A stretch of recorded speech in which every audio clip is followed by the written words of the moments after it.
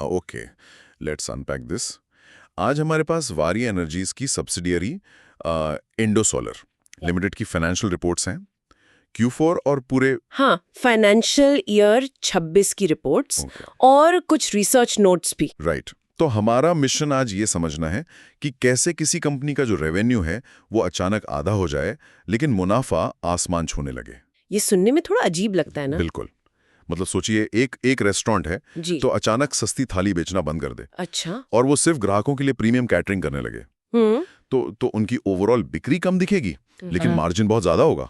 हाँ, और Indo solar के केस में ना ये एनालॉजी एकदम फिट बैठती है। राइट। ये जो हम आज डीप डाइव कर रहे हैं, ये सिर्फ कोई बोरिंग अर्निंग रिपोर्ट नहीं है। ये असल में एक बहुत ही बेहतरीन स्ट्रेटेजिक टर्न अराउंड की केस स्टडी है। तो सीधे सीधे आंकड़ों पर ही आते हैं। हाँ।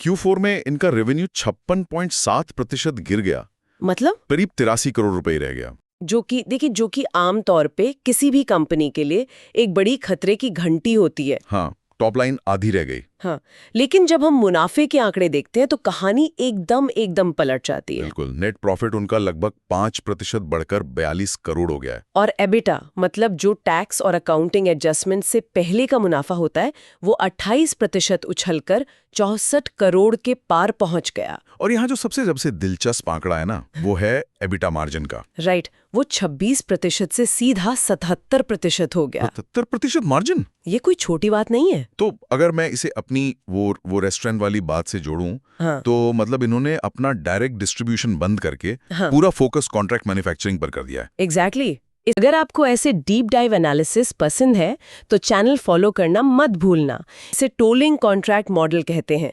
अब वो कच्चा माल खुद नहीं खरीदते। तो कच्चे माल की जो लागत थी वो टॉप लाइन रेवेन्यू से। हाँ, वो पास थ्रू कॉस्ट्स उनके स्टेटमेंट से खत्म हो गई। इसलिए कागजों पर रेवेन्यू कम दिख रहा है, पर मार्जिन इतना तगड़ा हो गया। लेकिन एक सवाल उठता है यहाँ, क्या ये सिर्फ अकाउंटिंग का कागजी खेल है या जमीन पे भी कुछ असली ग्रोथ हुई है? नहीं, ये सिर्फ कागजी एडजस्टमेंट नहीं है। अगर हम पूरे साल का फाइनेंशियल ईयर 26 का परफॉर्मेंस देखें तो रेवेन्यू 109% बढ़ा है। बाप रे। हाँ, लगभग 680 करोड़ रुपए। और नेट प्रॉफिट तो 350% बढ़कर 246 करोड़ पहुंच गया। तो मतलब ये असल ऑपरेशनल एफिशिएंसी का ही नतीजा है।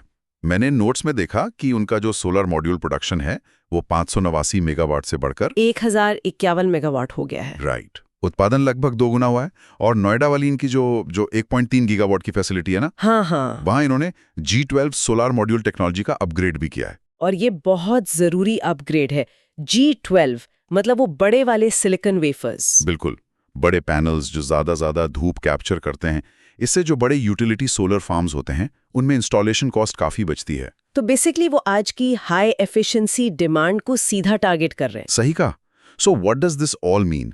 मतलब इतने बड़े मैन्युफैक्चरिंग सेटअप को टोलिंग मॉडल पर लाना, इसके लिए बहुत तगड़े फाइनेंशियल डिसिप्लिन की जरूरत होती है। नेक्स्ट किस कंपनी का ब्रेकडाउन देखना चाहते हो, कमेंट में बताओ। आपका सजेशन नेक्स्ट वीडियो बन सकता है, कमेंट जरूर करना। हाँ, और शायद इसीलिए कंपनी ने लीडरशिप लेवल पर भी बड़े बदलाव किए हैं। उनके नए CFO आए हैं, अभिषेक पारेख। हाँ, तो ये नए फाइनेंशियल स्ट्रक्चर को सही से संभालने के लिए ही हैं। बिल्कुल। और CEO जिग्नेश राठौड़ का जो बयान है ना, उनका टोन भी बहुत ही कॉन्फिडेंट और ऑप्टिमिस्टिक है। वो इसे एक सफल बिजनेस टर्न अराउंड बता रहे हैं। हाँ, क्योंकि अब उनका पूरा फोकस सिर्फ अंधाधुन वॉल्यूम बेचने पर नहीं है, बल्कि कॉस्ट कम करने और मार्जिन सुधारने पर है। तो कुल मिलाकर बात यह है कि बिजनेस में सिर्फ ज्यादा बिक्री ही सब कुछ नहीं होती। वैल्यू और मार्जिन ये असली गेम चेंजर होते हैं। एकदम सही बात है। और ये टोलिंग मॉडल उन्हें कच्चे माल की कीमतों में होने वाले जो दुनिया भर में भारी उतार चढ़ाव होते हैं ना, उनसे भी बचाता है। बिल्कुल, मार्केट की अस्थिरता से उन्हें पूरी सुरक्षा मिल जाती है। तो अब एक सोचने वाली बात है जिस पर आगे रिसर्च की जा सकती है। वो क्या? दुनिया भर में कच्चे माल की कीमतें तो लगातार ऊपर नीचे होती ही रहती हैं। तो क्या इंडो सोलार का ये जो टोलिंग मॉडल है, ये भविष्य में पूरी सोलर मैन्युफैक्चरिंग इंडस्ट्री का एक स्टैंडर्ड मॉडल बन सकता है? ये वाकई एक बहुत ही दिलचस्प सवाल है ना? शायद ये आगे चलकर पूरी सोलर इंडस्ट्री का फ्यूचर बन जाए। खैर, आज के लिए बस इतना ही। इस टाइप के और ब्रेकडाउन चाहिए हो तो लाइक कर देना, मुझे सिग्नल मिलता है।